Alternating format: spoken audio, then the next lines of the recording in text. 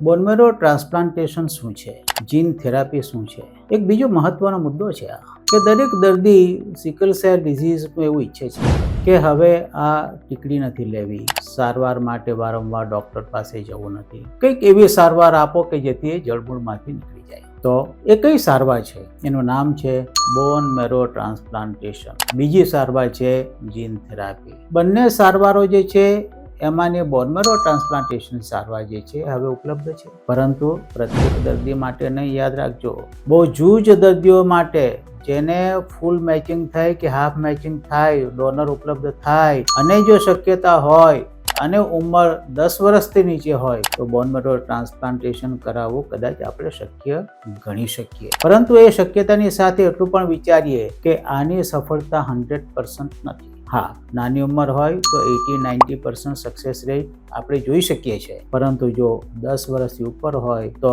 એ શક્યતા જે છે એ 70%-60% સુધી આવી જાય છે.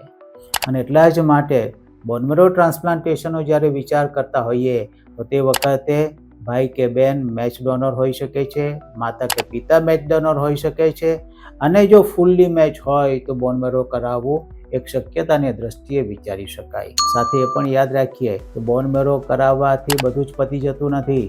બોન મેરો પછી પણ કેટલીક કાળજીઓ ખૂબ મહત્વની છે અને તે કાળજી જે છે એ સતત લેવી પણ આવશ્યક છે.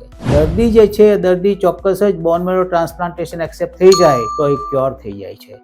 આ જ સિદ્ધાંત જીન થેરાપીમાં પણ લાગુ પડે છે, પરંતુ આપણે યાદ રાખીએ આ બંને શક્યતા ક્યોરની ખૂબ જ સીમિત દર્દીઓ માટે ઉપલબ્ધ છે, કારણ કે આ એક એવી સારવાર છે કે જે પણ સંપૂર્ણ ભયમુક્ત નથી. એનો સક્સેસ રેશિયો 100% નથી. મને લાગે છે કે બોન મેરો ટ્રાન્સપ્લાન્ટેશનની આટલી વિગત આ પ્રાઇમરી વિગત છે જે તમને આપી છે.